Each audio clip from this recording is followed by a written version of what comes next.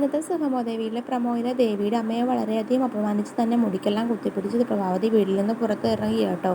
കരഞ്ഞുകൊണ്ട് തന്നെ വീടിൻ്റെ പടിയിറങ്ങി പോവുകയാണ് ദേവിയുടെ അമ്മയെ. പോകുന്ന വഴിക്ക് മാധവൻ രാധികയെ കാണുന്നുണ്ട്. പെട്ടെന്ന് മാധവൻ രാധികയെ എന്ന് വിളിക്കുമ്പോൾ മാധവനെ കണ്ടൊന്ന് ഞെട്ടി കേട്ടോ രാധിക.